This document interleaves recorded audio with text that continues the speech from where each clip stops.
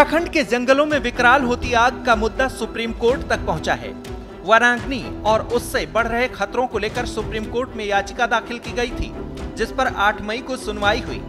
याचिकाकर्ता और environmentalist advocate Rajiv Dutta ने सुप्रीम कोर्ट में अपना पक्ष रखा, तो वहीं सरकार का पक्ष एडवोकेट जतिंदर सेठी ने रखा। मामले पर सुनवाई करते हुए सुप्रीम कोर्ट ने उत्तराखंड सरकार को कड़ी फटकार लगाई।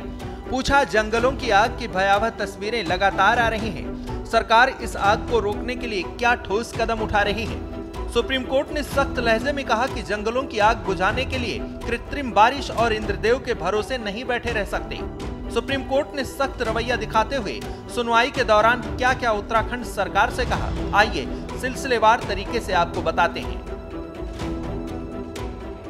जंगलों में आग की घटनाओं पर सुनवाई के दौरान सुप्रीम कोर्ट ने सरकार से पूछा कि आपने जंगल की आग को काबू करने के लिए क्या कदम उठाए। इस पर उत्तराखंड सरकार की तरफ से वकील जतिंदर सेठी ने जवाब दिया। बताया कि आग के मामले में 350 मुकदमे दर्ज किए गए हैं, जिनमें 62 लोगों के नाम हैं। 298 अज्ञात लोगों की पहचान के लिए कोशिश की जा रही है। कुछ लोगों को पूछताछ के लिए हिरासत में भी लिया गया है।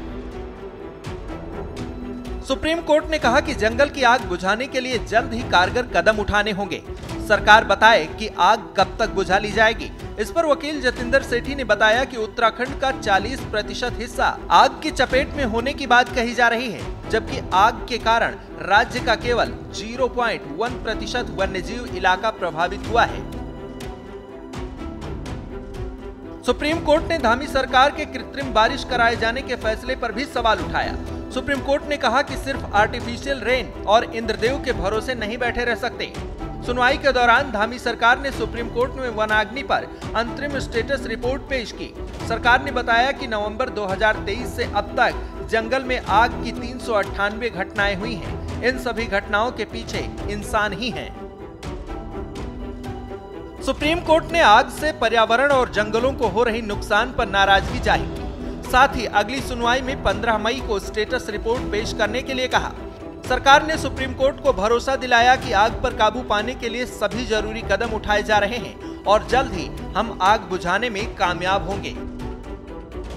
उत्तराखंड सरकार अपना पक्ष रखती रही, लेकिन सुप्रीम कोर्ट ने नरमी नहीं बरती। याचिकाकर्ता ने भी कहा कि सरकार जितने आराम से ब्यौरा दे रही है, हालात उससे ज्यादा गंभीर हैं। जंगल में रहने वाले जानवर, पक्षी और वनस्पति के साथ आसपास रहने वाले निवासियों के अस्तित्व को भी आग से भीषण खतरा है। याचिकाकर्ता ने यह भी कहा कि 2 साल पहले भी एनजीटी में याचिका लगाई थी, लेकिन अब तक सरकार ने उस पर कोई कार्रवाई नहीं की है, इसलिए सुप्रीम कोर्ट के दरवाजे तक आना पड़ा। इस पर सुप्रीम कोर्ट ने पूछा कि क्या हम इस मामले में CEC यानी सेंट्रल एम्पावर्ड कमेटी को भी शामिल कर सकते हैं। इसके साथ ही कोर्ट ने अगली सुनवाई के लिए 15 मई की तारीख दे दी और उत्तराखंड सरकार से उस दिन स्टेटस रिपोर्ट पेश करने के लिए कहा।